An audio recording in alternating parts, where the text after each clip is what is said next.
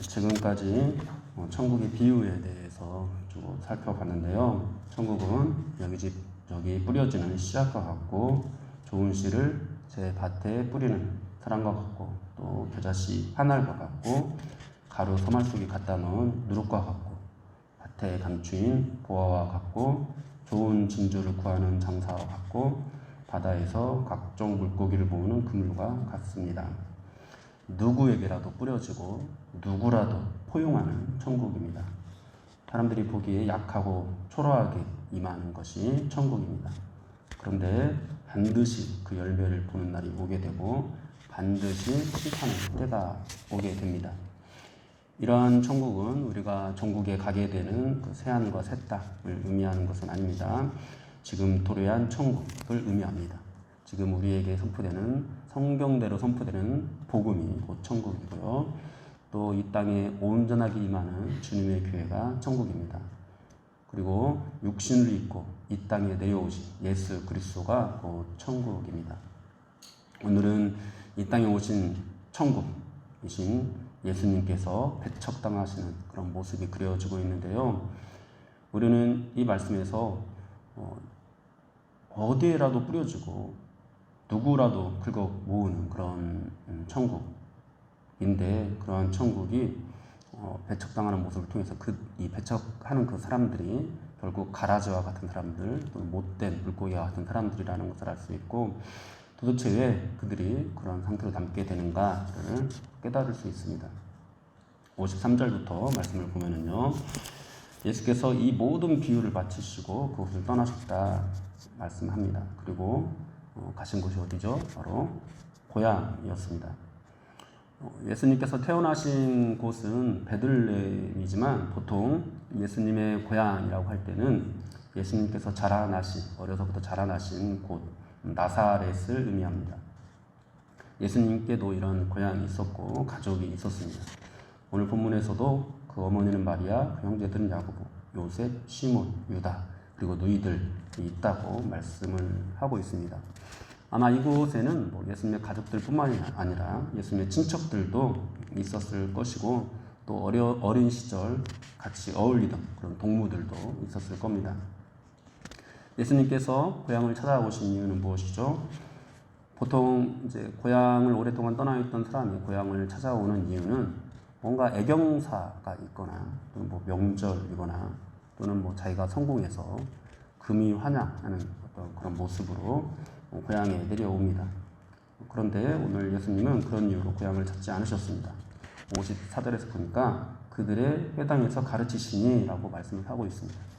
예수님께서 고향을 찾아오신 이유는 고향에서도 하나님의 말씀을 가르치기 위함이었습니다.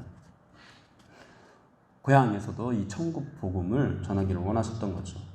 그런데 그 고향 사람들이 예수님을 어떻게 대하고 있죠? 57절에서 예수를 배척한지라라고 말씀을 하고 있습니다.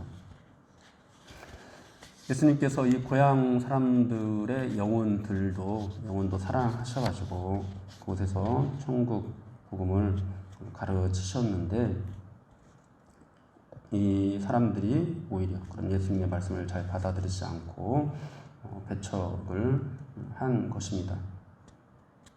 이들도 아마 예수님에 대한 소문을 들었을 겁니다.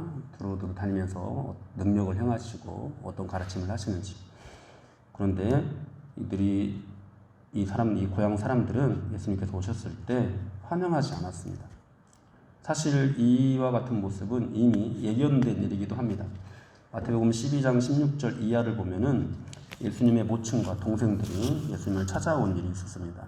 찾아온 이유가 예수님이 귀신의 힘을 힘입어서 귀신을 쫓아낸다라는 그런 소문을 듣고 예수님을 말리려고 집으로 데려가려고 찾아온 것인데요.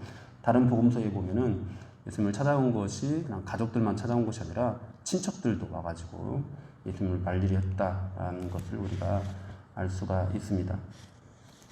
예수님을 모함하는 소리에 예수님을 오해하고 이렇게 친척들, 가족들, 가장 가까운 사람들이 예수님을 말렸던 그런 모습이었던 거죠. 예수님의 가족과 친척들이 그렇게 생각하고 있었다면 아마 고향 사람들도 마찬가지였을 겁니다. 가장 잘 이해를 하고 가장 환영해야 되는 사람들이 오히려 예수님을 배척하게 된 거죠. 얼마나 가슴 아픈 일일까요? 그런데 이들이 왜 예수님을 배척하게 되었을까요? 여러분, 이들이 예수님을 배척한 이유는요, 다른 데 있지 않습니다.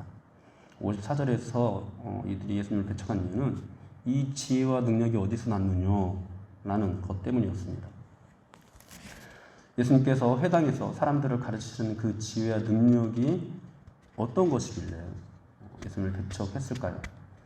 예수님의 이 지혜 있는 가르침에 대해서 마태복음 7장 29절에서는 가르치는 것이 권위 있는 자와 같고 그들의 서기관들과 같지 아니하밀러라 이렇게 말씀을 하고 있는데요. 예수님은 일반적인 그런 어떤 사람들, 유명한 학자들의 권위를 힘입어서 말씀을 가르치지 않았습니다.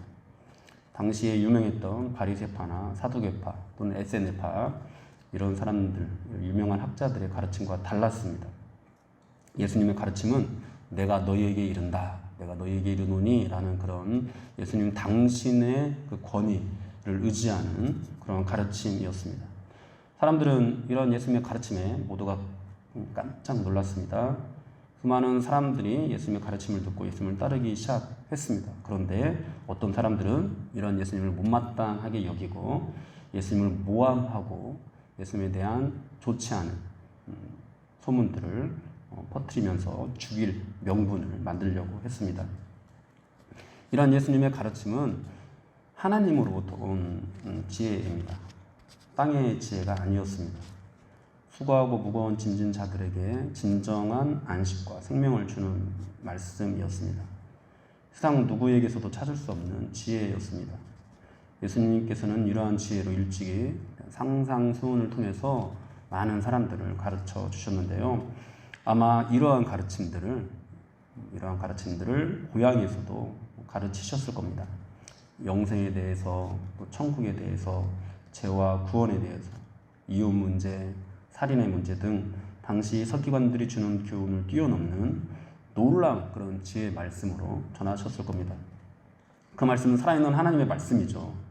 사람들에게 찔림이 있었고 새로운 도전을 주는 그런 말씀이었습니다. 이 놀라운 말씀 앞에 아마도 모두가 충격을 받았을 겁니다. 그렇다면 이제 그들이 이 말씀 앞에 회개하고 엎드리고 이제 정말 굴복을 해야 되는데 그들은 그렇게 하지 않았습니다. 예수님을 배척했습니다. 예수님께서 죄를 짓거나 예수님께 어떤 도덕적인 결함이 있는 것도 아닌데 그 놀라운 지혜와 능력으로 인해서 사람들이 예수님을 배척한 거죠. 근데 여러분, 이 놀라운 지혜와 능력이 배척당하게 된 이유가 또 있는데요. 그것이 뭐냐니까 55절부터 쭉 보면은 예수님을 향한 질투 때문이었고요. 자기 자신들이 예수님을 잘 알고 있다라는 착각 때문이었습니다. 그들이 알고 있는 예수님은 누구죠? 마리아의 아들이고 야고보, 요셉, 시몬, 유다의 형제인 예수이셨습니다. 그들은 예수님을 어려서부터 알아왔고 지금도 그의 가족들과 함께 어울려 지내고 있습니다. 한마디로 그들이 알고 있는 예수님은 별 볼 일 없는 집안의 가난한 맏아들이라는 것입니다. 그러면서 말하기를 이 사람들이 말하기를 그런즉 이 사람의 모든 것이 어디서 났느냐라고 하는데요. 이 예수님이 가르치는 것, 예수님이 뭔가를 가르치고 능력을 행하는 것, 이것은 말도 안 된다는 거죠.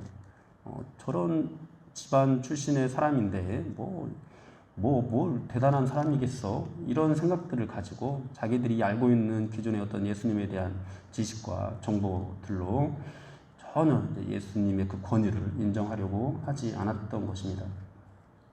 이러한 상황들은 사실 유대인들이 예수님을 메시아로 인정하지 않는 것과 비슷한 건데요. 하나님께서는 아브라함을 통해 이스라엘의 구원을 약속해 주셨습니다. 그 약속은 이삭과 야곱, 요셉, 그리고 모세, 다윗, 솔로몬, 또 바벨론 포로기를 지나서 이 이스라엘 백성들에게 계속해서 물려져 내려왔습니다. 사람들은 그 약속을 간절하게 붙잡았습니다. 그들은 스스로 성경에 대해서, 하나님에 대해서, 또 메시아에 대해서 누구보다도 잘 알고 있다고 자부하고 있었습니다. 근데 그 알고 있다고 자부하고 있는 그들이 어떻게 했죠? 그리스도께서 자기 백성에게 오셨는데 그들은 영접하지 않았습니다. 지혜와 능력으로 말씀을 전했지만 그들은 받아들이지 않았습니다. 왜요? 그들이 너무 성경을 잘 알고 있는데 그들이 이해하고 있는 그 메시아와 너무도 달랐기 때문입니다. 이처럼 가장 잘 메시아를 잘 영접해야 되는 그곳에서 예수님께서 배척 당하셨습니다. 그의 나라에서 배척을 당하셨고요. 또 오늘은 또 그의 고향에서 배척을 당하고 있습니다. 사랑하는 여러분, 오늘날 하나님의 말씀이 선포될 때 이 말씀을 가장 잘 받아들여야 되는 곳은 어디일까요? 바로 교회입니다. 여러분, 교회에서 말씀이 선포될 때 이 말씀이 정말로 많은 사람들에게, 모든 사람들에게 잘 받아들여져야 되고 잘 이해가 되어져야 되고 또 말씀 앞에 굴복되어져야 할 것입니다. 그래서 하나님께서는 오늘날에도 이제 예수님께서 고향을 찾아가서 말씀을 전하신 것처럼 정말 이 교회를 사랑하셔서 교회에서 항상 하나님의 말씀을 전하게 하십니다. 우리는 날마다 주시는 이 말씀의 지혜와 능력을 다 헤아릴 수 없습니다. 그런데 여러분, 가장 잘 말씀을 받아들여야 되는 이 교회 안에 있는 사람들이 때로는 이 고향 사람들처럼 그리고 유대인들처럼 말씀을 잘 받아들이지 않고 배척하는 모습을 보입니다. 받아들이는 것처럼 보이는데 자기들이 이해하는 것 수준 안에서만 받아들이고 자신들이 받아들이고 싶은 말씀만 받아들이고 나머지 것들은 배척하는 거죠. 여러분, 이것이 곧 예수님을 배척하는 것입니다. 하나님의 말씀은 항상 놀라운 지혜와 능력으로 우리를 찾아옵니다. 우리는 그 말씀 앞에 겸손하게 엎드려서 이것이 정말 나를 향하신 주님의 말씀이다 라고 받아들일 수 있어야 합니다. 그런데 우리 스스로가 나 하나님에 대해서 알고 있어, 말씀에 대해서 알고 있어 라고 생각하는 이 오만으로 말미암아서 선포되는 모든 말씀을 다 받아들이지 못합니다. 그렇게 사는 사람도 있고 저 말씀을 붙잡고 사는 사람도 있고 아닌 사람도 있는 거지. 그냥 내게 이익이 되는 어떤 그런 말씀들, 내게 감동이 되는 그런 말씀들만 나의 말씀으로 받아들이고 다른 말씀은 나는 그렇게 살지 않아도 돼. 누군가는 저 말씀 받고 은혜 받겠지만 나에게 주는 말씀은 아니야. 이렇게 하면서 받아들이지 않습니다. 그런 하나님도 있지만 이런 하나님도 있다라는 것이죠. 왜 꼭 그런 하나님만 강조하냐는 것이죠.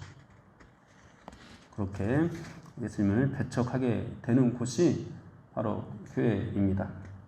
여러분, 왜 이런 일이 생깁니까?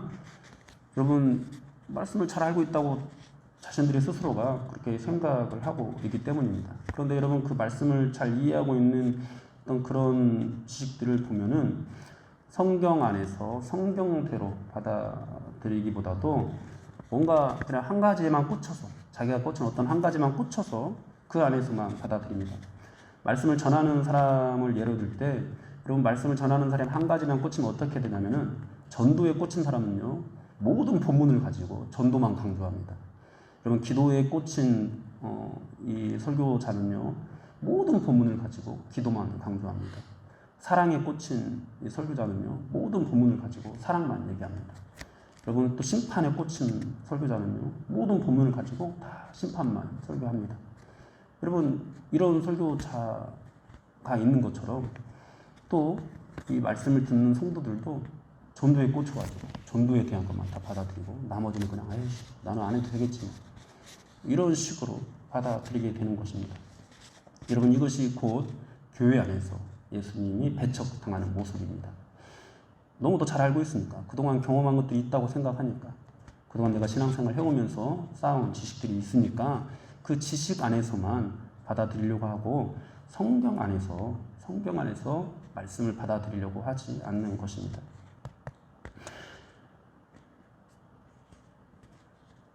그래서 많은 사람들이 지금 현재 이제 복음의 그물에 걸려들어서 붙잡힌 바 되어서 교회를 몰려들게 되었는데, 마지막 날에는 못된 고기로 분류되어서 버림을 당하고 풀무불에 던져지게 되는 그런 일을 당하게 되는 것입니다.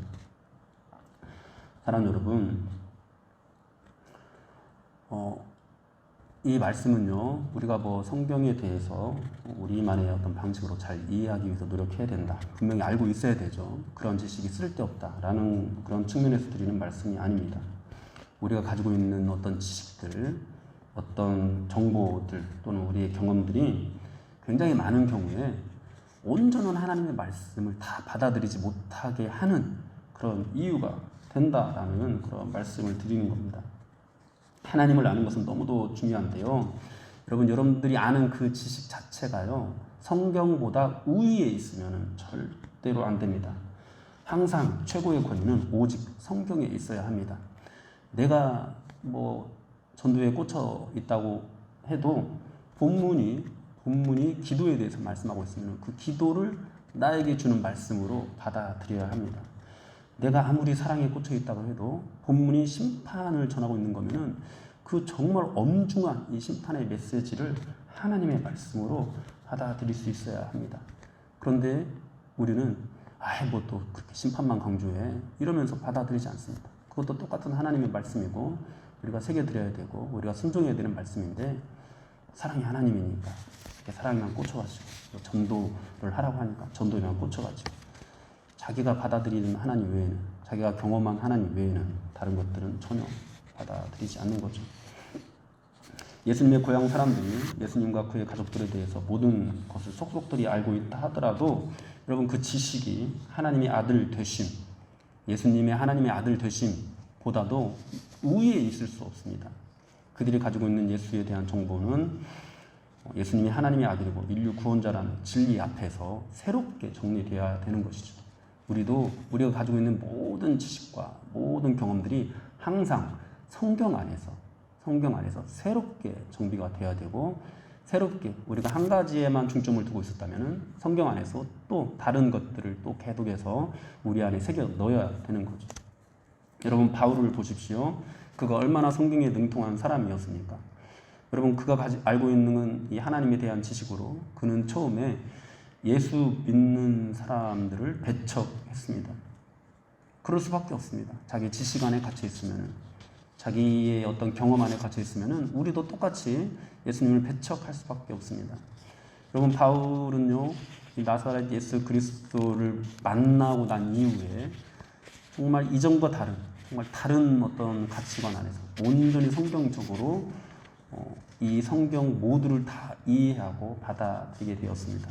이와 마찬가지로 우리도 성경대로 예수님을 만나야 되고요. 성경대로 우리가 가지고 있는 모든 지식들을 항상 오늘만 그래야 되는 것이 아니라, 왜냐하면 성경 말씀 평생 우리가 묵상해도 다 깨달을 수 없는 거잖아요. 성경에 대한 지식을 다 할 수 없는 거잖아요.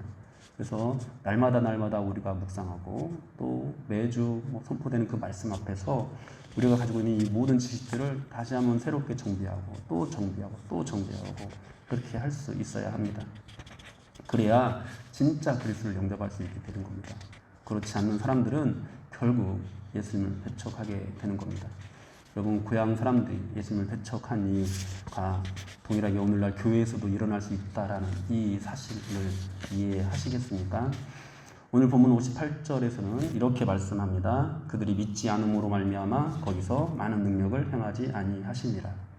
여러분, 말씀을 자기 지식 안에서, 자기 경험 안에서만 받아들이는 사람, 그렇게 성경을 최고의 권위에 두고 모든 성경을 다 받아들이지 않는 사람에게서는요, 능력이 나타날 수가 없습니다. 진짜 능력, 부자가 되고 잘 살게 되고 이런 능력 말고 생명이 살아나는 능력. 내가 전도를 하면 생명이 살아나는 역사가 일어나야 되잖아요. 근데 그런 생명이 전달되는 능력은 성경을 최고의 권위에 두는, 진짜 예수 그리스도를 최고의 권위에 두는, 내 지식이 최고의 권위가 아니라, 내가 경험한 것이 최고의 권위가 아니라 정말 성경 자체가, 이 땅에 오신 예수 그리스도 자체가 최고의 권위에 있는 사람들을 통해서 이 생명이 나아갑니다. 능력이 나타납니다. 그렇게 여러분, 예수 그리스도가 진짜 중심에 있는 그런 성도들이 되시기를 주님의 이름으로 축원합니다. 그래서 여러분들을 통해서 생명이 살아나고 진정한 안식과 평화가 전파되는 그런 정말 아름다운 하나님의 나라가 전해질 수 있기를, 더욱더 능력 있게 역사하게 되기를 주님의 이름으로 축원합니다.